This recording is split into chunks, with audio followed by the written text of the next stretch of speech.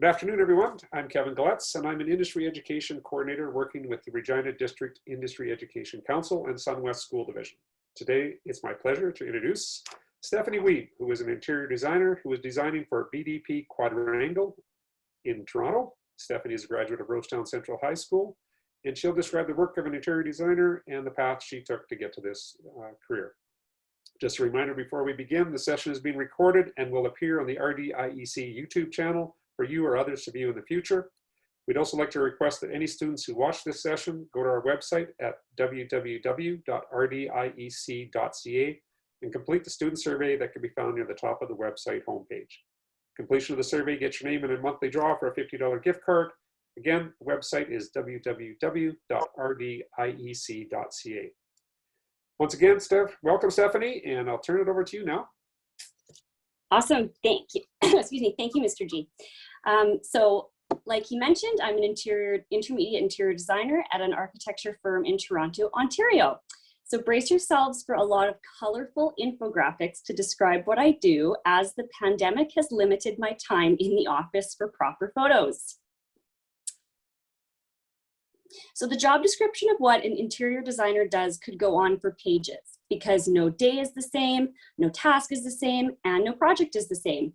In fact, the same designer could work on a corporate office project one year and a hospital renovation the next year, depending what the company offers. What it boils down to, though, is we're registered professionals that create interior spaces that are beautiful, functional, and safe. This definition is key to explaining how an interior designer is different from an interior decorator. Ask any designer and they'll tell you that they've been confused for a decorator all the time. The truth is, interior designers are more closely aligned with architects. And I have many friends who refer to themselves as an interior architect, just to avoid having to explain that no, they do not pick paint all day. There are a few key differences between the two professions. First off, a decorator typically works with finished spaces, while a designer is involved from the construction itself, before drawings are even created. Second, while a decorator does not need to know the building code for their work, a designer must have knowledge of the local building code and know when to reference it during many different phases of the design. For example, there are code regulations on where exits can be located and how many are needed. There are regulations on hallway lengths and widths. It all boils down to rules to ensure a space is designed for safety of the user. This is why in a large school gymnasium, you will have anywhere between 2 and 4 exits, depending on the size of the room. Third, a decorator may take a course or just have skills in decorating. Meanwhile, a designer must have a formal education, from a 2 to 3 year diploma to a 4-year degree. Fourth, a decorator will typically work with the designer and realtor to figure out how the space needs to be set up. Think of a home stager setting up a model home for potential buyers, while the designer works with the construction team and all of the consultants, such as mechanical and electrical, to coordinate the drawings and see the project through construction. Finally, the decorator adds finishing touches to the space, while the designer looks beyond the aesthetics. For most projects, there are 5 phases. All are present if the designer is involved in the project from beginning to the client occupying the space. They include concept design, schematic design, design development, construction documents, and contract administration. The first phase, concept design, includes meeting the client and being introduced to the requirements within the project. During this phase, the designer will attend client meetings and determine what is a want versus a need. This is also when the big idea or the concept for the space is established. This guides the design moving forward and can evolve as the project progresses. The second phase, schematic design, includes lots of sketching and diagrams to make sure all the pieces of the puzzle fit. The third phase, design development, is usually what people think of when they think of interior design. It includes picking the finishes, the furniture, the equipment, but it also marks the beginning of developing the drawing set or the blueprints. These drawings and selections can alter as the project develops to suit the client's budget, timeline, and vision. The fourth phase, construction documents, is when the drawing set and the specs are refined and completed. They're now sent out to be priced. This is a sub-phase called bidding. And during the bidding process, various contractors will bid for the job by providing a price and a timeline based on the materials the designer just provided. The final phase is contract admin, and this is when construction begins and the designer visits the site. In addition to recurring meetings and visits, the designer will also have to review shop drawings, prepare addendums, and change orders when adjustments to the project need to be made. Obviously, it would be absolute mayhem if only one designer completed all 5 phases. So each project typically has 2 to 3 designers at varying levels of experience to carry out all the tasks. You don't need to be an introvert versus an extrovert to be a great designer. It really comes down to a few skills you should possess. You should be a delegator, someone who can hand out tasks to the rest of your team to ensure the project is running efficiently. You should be detail-oriented and get used to checking your work and others' work for common errors, such as building code infractions. You should be creative. Don't think you need to be some passionate artist who paints and sculpts and writes music, but you should be interested in creating something and have an interest in interiors.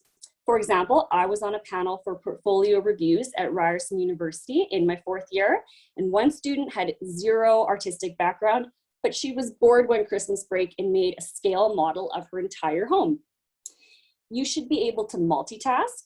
Be prepared to have multiple projects on the go at varying phases of design. You're going to need to switch from a phone call about an issue on a job site to drawings on your computer. You should be good at managing your time. In the building industry, projects run on a tight timeline, and getting your work out on time affects the next part of the project. Finally, you should be organized. You will learn to save and file absolutely everything. Interior designers don't really use equipment, but we sure do use software. We use 2D and 3D modeling software to create drawings. We use email to communicate with clients and project teams. And we use the Adobe suite, such as Photoshop, Illustrator, and InDesign to create presentations. Luckily, a lot of students already know these software in high school. And then there's equipment on the job site. So when we're not strapped to our computer, we might be on a job site checking the progress of a project. We need to wear PPE before we set foot on site, and we also need to bring things to document what we see, such as drawings, a tape measure, and a camera. Or you could be like me and get halfway to the job site before you've realized you forgot all of your PPE. So I work for a company called BDP Quadrangle. 2 years ago, Quadrangle merged with a UK-based company, BDP, to expand our global reach. Thanks to technology, we're able to collaborate with studios there on other projects. I work in the Toronto office. We currently occupy 3 floors of a commercial building downtown. And between the floors, we have several departments, including architecture, retail design, and interior design. I am one of 12 designers. So this is just a little snippet of our 5th floor. This is where the interior designers work. So that's just a snippet of some of the materials we have. This is our crazy focus studio where projects on the go, you spill everything out, you pin all of the sketches up, all of the concept images, and you really see the project come together on paper and samples. And then here's a bay of computers. If you look closely, I'm strapped to my computer there trying to get something out. This is one of the only photos I actually have on a job site.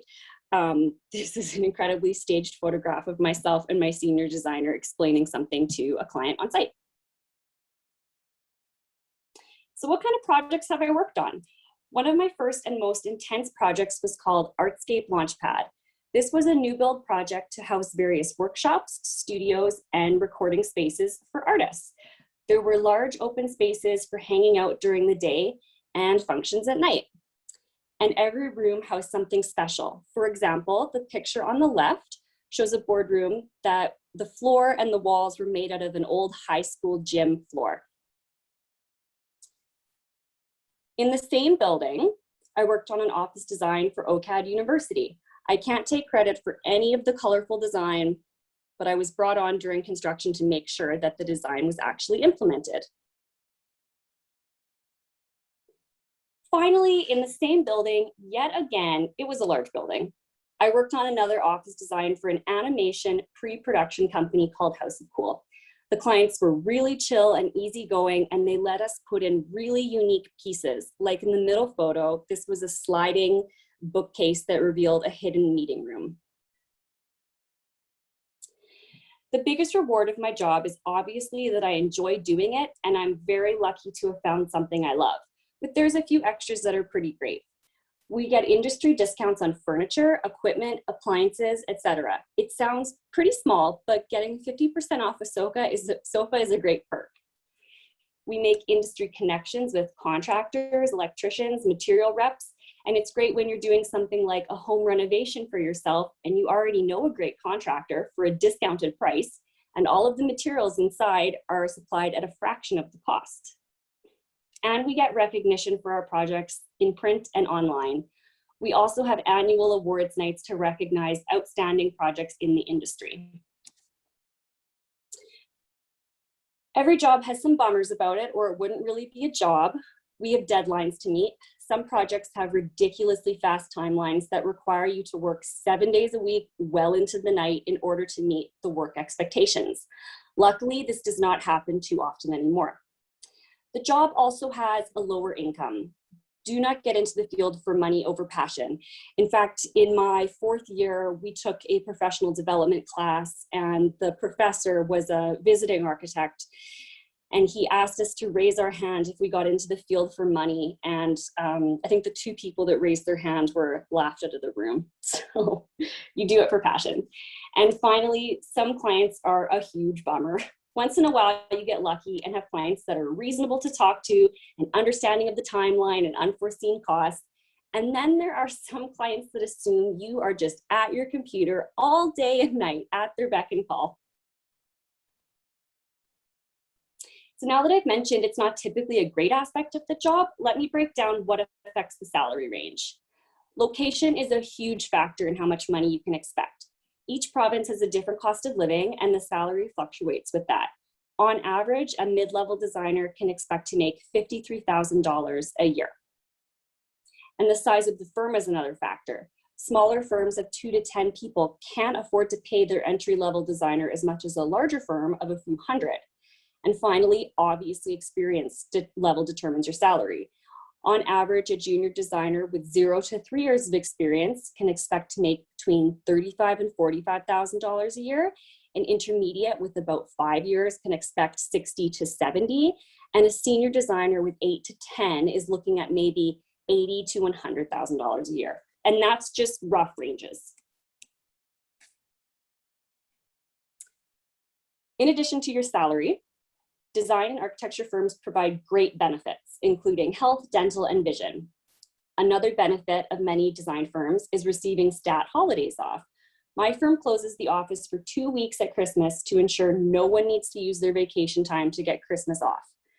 Another benefit is flexible work hours. The pandemic really altered the way firms work, and 9 to 5 is no longer mandatory. We're able to structure our workday as we please, as long as we meet our deadlines and our 7.5 hours of work per day. And some days, if it's beautiful out and you just can't possibly bear to be at your computer, you can absolutely dig into your banked overtime and take the afternoon off. Like I mentioned before, a formal education is required to be an interior designer. The good news is there's 2 routes. Once completing high school, you can opt for a 2-year diploma program at a college, or you can go the university route and get a 4-year degree. Many colleges now offer a degree option over 3 to 4 years, but sadly, this was not offered while I was in school. After post-secondary, it's hard to get a job without some form of experience. So many students decide to work part-time while they're in school to get their foot in the door early. After you logged a required amount of work experience hours, you're now eligible to write the certification exam. Having this certification exam is not mandatory, but a lot of firms do look for it in their applicants. And the amount of work experience hours varies depending on what route of schooling you took. So if you have a diploma, where you only did maybe 2 years of schooling, you need to do 5,280 hours. I believe that's down from about 7,000 actually. And if you have a degree, you only need to do 3,520, which works out to about 2 years of job experience. So my journey looks a little chaotic in this. It started at RCHS when I was able to take some relevant classes to interior design. I actually got to take a design class, and I got to take art and drafting from grades 7 to 12. This helped me put together a portfolio for when I was ready to apply to college. I began at Lakeland College in Vermilion, Alberta, and I attended a 2-year diploma program. After I got my diploma, I completed my first internship in Edmonton. This was the first of many unpaid internships. The following autumn, I began at Ryerson School of Interior Design in order to upgrade to a degree.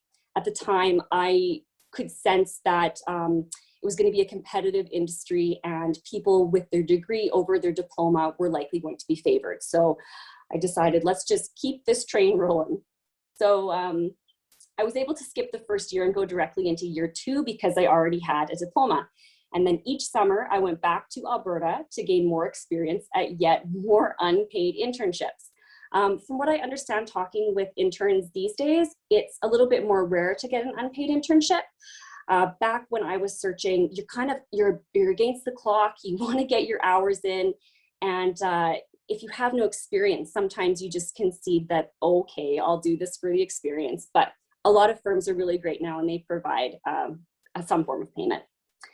After graduating with my degree, I immediately went back home to Saskatchewan and I got a junior designer job with a residential company. After 1 year, I knew residential design was not for me and I began clawing my way into a commercial firm in Saskatoon. I caught a break and I was able to work with them for 2 years. During this time, I wrote the 3-part certification exam and became a registered designer. Then an opportunity brought me back to Toronto in 2016. Since then, I have been with my current company.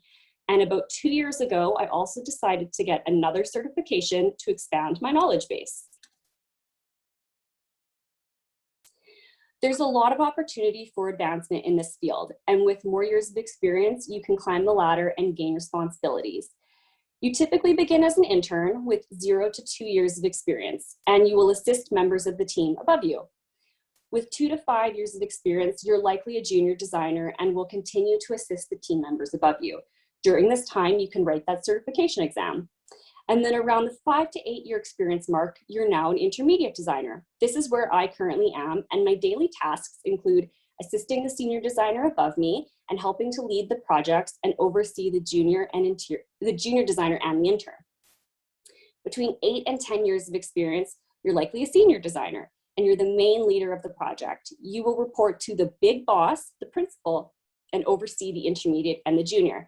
And finally, after 10 plus years of experience, you're likely going to be a principal designer. This role involves overseeing the project from a high level. Mainly, you're looking at the timeline and the budget, and you're working closely with the senior designer to make sure that all members of the team are on track.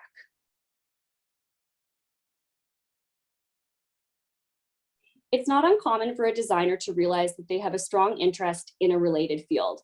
The great part of this career is there's collaboration with so many other specialties that you're able to see a little bit of what they do. The most obvious thing design leads to is architecture because they're so closely connected. But another career it could lead to is engineering, but this does require another degree. Design can also lead to teaching at a college level. It used to be that a master's in interior design could gain you entry to this field, but now you are required to have a degree in education as well. Design can also lead to a specialty in environmental design, really hot right now. Rather than designing interior spaces, you might focus on strategies to create the most environmentally friendly buildings. You could also move into construction management. Some designers discover a love of coordinating a project through construction and decide that's what they want to focus on. And finally, many designers switch into the sales rep field, and they work for a company that specializes in a specific material, such as carpet or tile. These jobs are very flexible, and they're typically higher paying. So interior design historically had a terrible reputation for working new designers to the bone for little pay. Thankfully, things have changed at many firms and people respect and encourage a healthy work-life balance. And wellness is a huge part of what my company focuses on. We are very aware of mental health being just as important as physical health, and we encourage personal days off to rest and recharge. We are encouraged to take vacation and use up our overtime. We have flexible work hours to suit various lifestyles and families. We promote flexible work locations. So if you can take your laptop somewhere with an internet connection, that's typically all you need. And we also promote family inclusion, and we routinely have in-person, now virtual, events that we can bring our family to. My company is really great at encouraging work-life balance, and we routinely celebrate project milestones with team lunches or drinks. They encourage taking afternoons off in the summer. We actually do have summer hours where we get every Friday afternoon off, and we coordinate social events during the holidays. There you have it. I hope it was interesting and informative, and hopefully changed your perceptions of what an interior designer really does. That's awesome, Stephanie. I have a couple questions. And, Yeah. and first of all, a comment though. Really good to hear that your company, really values that wellness.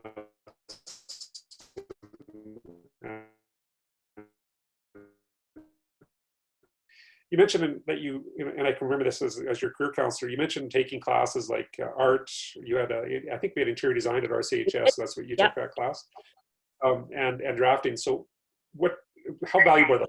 Do they help you in that decision-making process, do you think, or how did your decision-making, how did it work? Super valuable. So I was really, really lucky that I knew, like at grade 5, that I really liked design. I liked rearranging rooms and stuff, but of course what you think you like might not really be what the career is. So I was super lucky that we had an interior design program. They actually brought in past graduates that attended Lakeland College, and they were able to say what kind of classes they actually took. That was super helpful.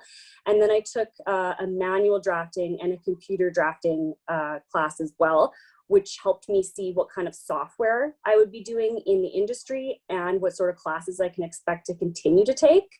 And then art. Art was huge. Art was my entire portfolio. There's a lot of people that struggle and they're like, what do I put in a portfolio? I don't know what to put in.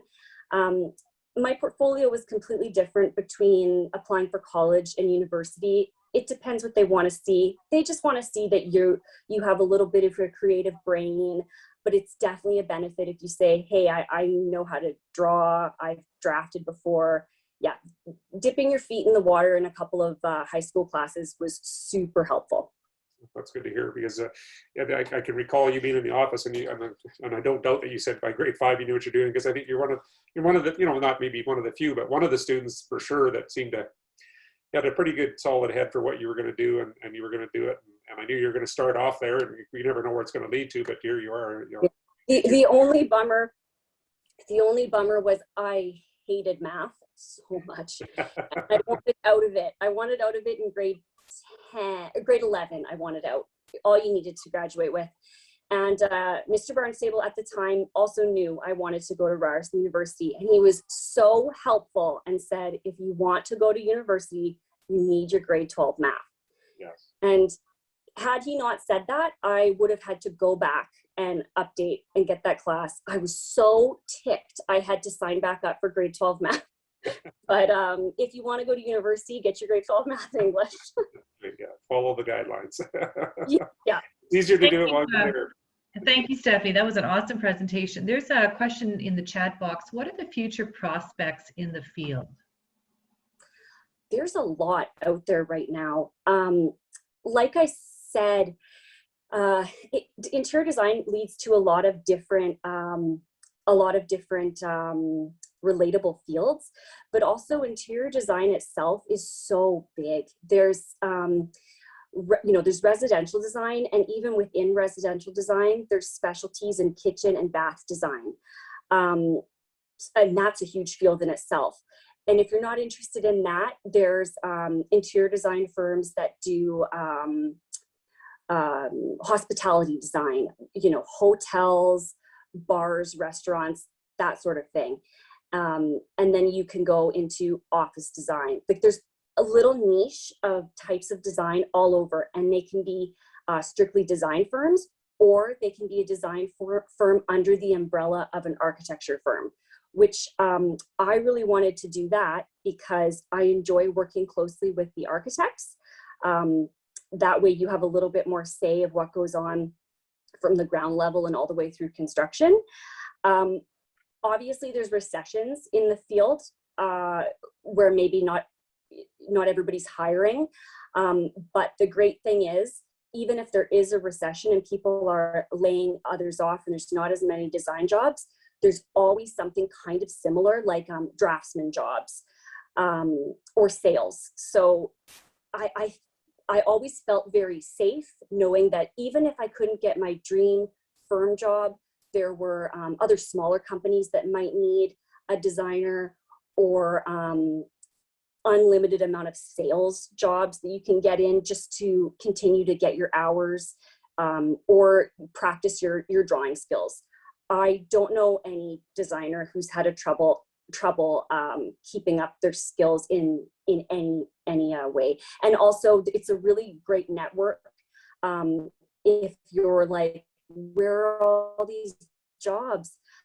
When you graduate from college, university, or placement for the next 2 years, and it's been 8 years now. I'm still getting emails from college, like 5 to 8 years on, giving me little like, hey, just letting you know so and so is employed. So the prospects are really good, and even if you can't find your dream job, there's something to keep you in the field. How about prospects within the province of Saskatchewan? Do you know any stats on that specifically? Yeah, so I'm actually still I'm still in touch with my past commercial firm. So the company I worked with is called AODBT, and they have a location in Saskatoon and one in Prince Albert. And they do reach out to me once a year, once every 2 years, to check in, see how things are going. And a couple times they reached out and said, we're growing, want to know if you're in the area, if you wanted to come back. And I do keep my, it's hard not to see what's going on back at home. So I do keep my ear to the ground, and I like to see what companies are hiring. And it looks like in Regina, there's a lot of design opportunities. People are being hired in Regina a lot more. But Regina, Saskatoon, some of the architecture firms are probably your better prospects. I know there's a couple smaller residential firms in Saskatoon hiring, but obviously the larger city you're in, the more jobs that there will be. But Saskatoon is definitely a growing base for design. Thank you so much for that. Yes, are there any other questions out there? Well, if there's no other questions, Stephanie, that was awesome. Thank you very, very much. It's so good to see you and hear from you. And it sounds like you're having a great career. So this has been a great opportunity for me to catch up and find out what you're up to. So, well done. I'll send you the link, and I'll end it at that. Okay, thanks. Awesome. Thank you so much. Have a good one, everybody. You too. I quit